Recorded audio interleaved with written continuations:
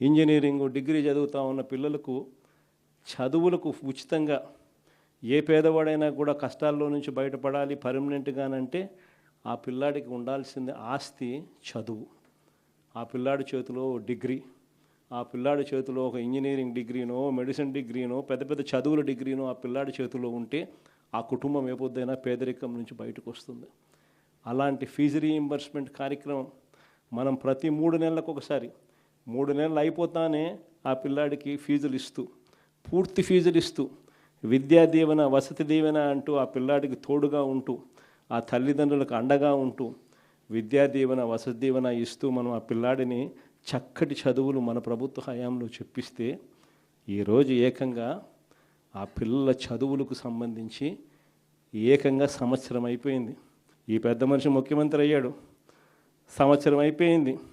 3,900 కోట్లకు గాను సున్నం కొట్టేశాడు.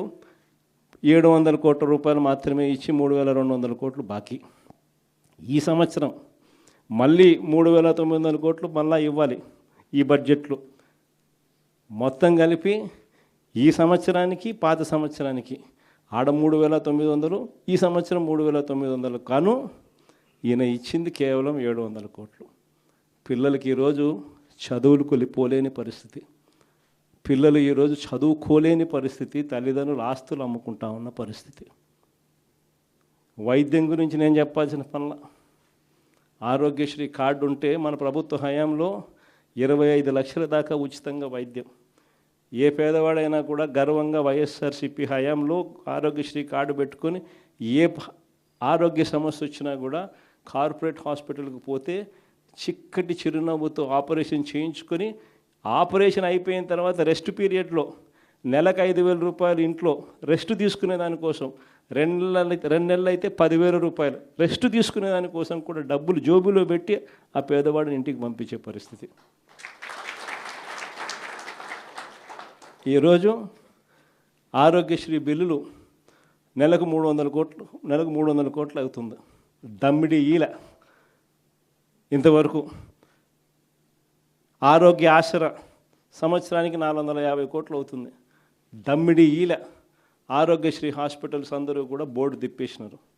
ఎవడైనా పేషెంట్ వస్తే మేము చేయలేమని చెప్పే పరిస్థితిలోకి ఆరోగ్యశ్రీకి సంబంధించిన హాస్పిటల్స్ అన్నీ కూడా తయారయ్యాయి. ఈరోజు పేదవాడికి ఆరోగ్యం బాగోలేకపోతే అప్పుల పాలైతే కానీ వైద్యం అందని పరిస్థితిలోకి ఆ పేదవాడు వెళ్ళిపోయాడు. రైతుల గురించి నేను చెప్పాల్సిన పనుల ఏ ఒక్క పంటకు కూడా గిట్టుబాటు ధర రాని పరిస్థితి ఇప్పుడే చూస్తూ ఉన్నాం. ధాన్యం, మిరప, పత్తి, జొన్న, కందులు, మినుములు, పెసలు, సజ్జలు, రాగులు, వేరుశనగ, టమాటో, చీనీ, పొగాకు, ఏ పంట తీసుకున్నా కూడా చెరుకు, ఏ పంటకు గిట్టుబాటు ధరలు లేవు. రైతు ఈరోజు దళారీల పాలైపోయాడు. రైతు పరిస్థితి ఈరోజు దళారీల పాలైపోయిన పరిస్థితులు. ఆర్బీకేలు ఈరోజు నీరు గారిపోయిన పరిస్థితులు. రైతులకు మన హయాంలో ఉచిత పంటల బీమా ఇచ్చి ఆదుకున్న పరిస్థితి మనదైతే మన ప్రభుత్వంలో ఈరోజు రైతులను గాలికి వదిలేసి ఉచిత పంటల బీమా గాలికి ఎగిరిపోయిన పరిస్థితి ఈరోజు చంద్రబాబు నాయుడు హయాం. గాలి వాన వచ్చినప్పుడు, వరదలు వచ్చినప్పుడు, తుఫాన్లు వచ్చినప్పుడు మన ప్రభుత్వ హయాంలో ఎలా ఉండేది? మొట్టమొదటగానే వచ్చిన వెంటనే మీ జగన్ కనపడేవాడు అక్కడ, వచ్చిన వెంటనే మన ఎమ్మెల్యేలు కనపడేవాళ్ళు అక్కడ, వచ్చిన వెంటనే మన మంత్రులు కనపడేవాళ్ళు అక్కడ. సీజన్ ముగిసేలోగా ఆ రైతులకు ఇన్పుట్ సబ్సిడీ ఇచ్చి మనం తోడుగా ఉన్న పరిస్థితి మన హయాంలో ఉంటే ఈరోజు రైతులకు ఆదుకునే నాతుడు లేక రైతులు ఈరోజు అల్లాడిపోతూ ఉన్న పరిస్థితులు రాష్ట్రంలో కనిపిస్తూ ఉన్నాయి. రైతులకు పెట్టుబడి సహాయం కింద మన హయాంలో రైతు భరోసా ఇస్తే చంద్రబాబు నాయుడు హయాంలో దాన్ని 26,000 చేస్తానన్నాడు. 26,000 కదా దేవుడు ఎరుగు, వచ్చి ఆ 13,500 కూడా ఎగిరిపోయిన పరిస్థితుల్లో ఈరోజు రైతన్న వ్యవసాయం చేస్తూ ఉన్నాడు. ఏ రంగం చూసుకున్నా కూడా ఇదే మాదిరిగానే భ్రష్టు పట్టిన పరిపాలన ఈరోజు చూస్తూ ఉన్నాం. మరోవైపున చూస్తే కరప్షన్ విడిగా జరుగుతూ ఉంది. ఏ స్థాయిలో కరప్షన్ జరుగుతూ ఉంది అన్నదానికి ఈరోజు మన గ్రామాలు నిదర్శనంగా కూడా నిలబడతా ఉన్నాయి. మీ జగన్ హయాంలో, వైఎస్ఆర్సీపీ హయాంలో రైతులను రాజుగా భావించి రైతులకు ₹2.49 ప్రభుత్వం మీద భారం పడకుండా రైతులకు ఉచితంగా కరెంటు 9 గంటల పాటు ఇచ్చే విధంగా 30 ఏళ్ల పాటు రాష్ట్ర ప్రభుత్వానికి ఇబ్బంది లేకుండా రైతుల ముఖంలో చిరునవ్వును చూడాలని ఉచితంగా రైతులకు కరెంట్ ఇచ్చేందుకు ₹2.49 మనం సెకీతో ఒప్పందం చేసుకొని ఒక చారిత్రాత్మక ఘటం మనం చేస్తే దాన్ని కూడా తప్పుపట్టిన ఈ పెద్ద మనుషులు చంద్రబాబు నాయుడు లాంటి ఈ పెద్ద మనుషులు ఈరోజు ఏం చేశారు? ₹4.60 ఈరోజు ఒప్పందం చేసుకుంటా ఉన్నారు.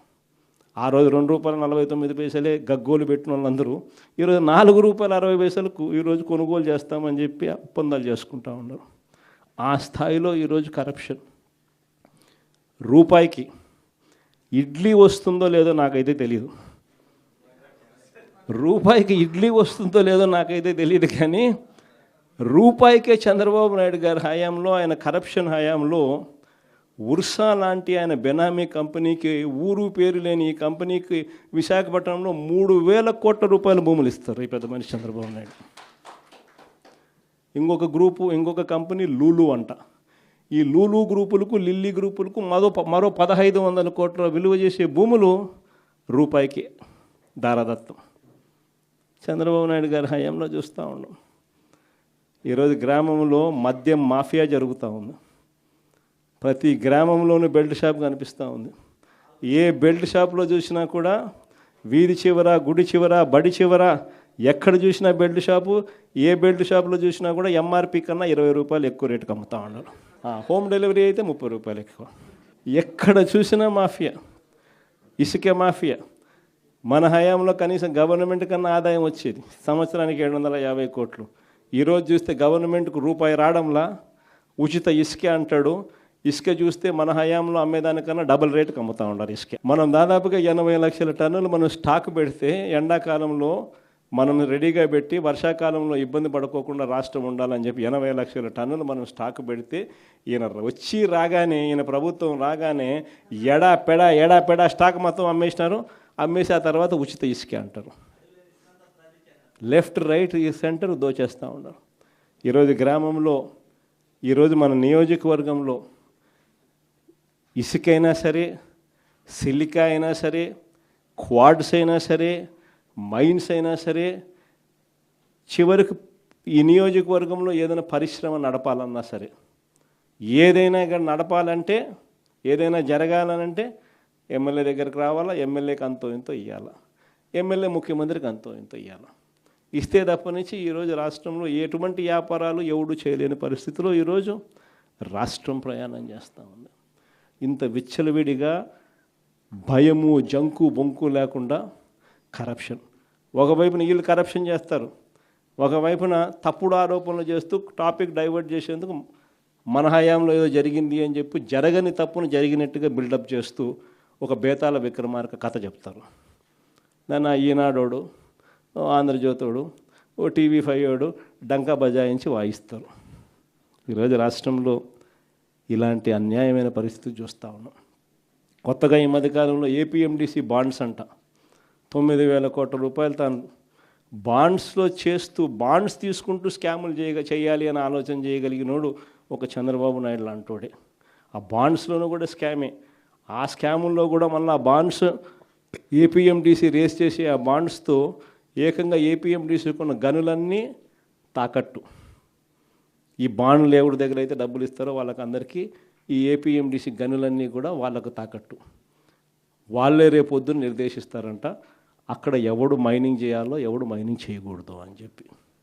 ఆ స్థాయిలోకి కరప్షన్ అనేది పోయిన పరిస్థితులు కనిపిస్తూ ఉన్నాయి.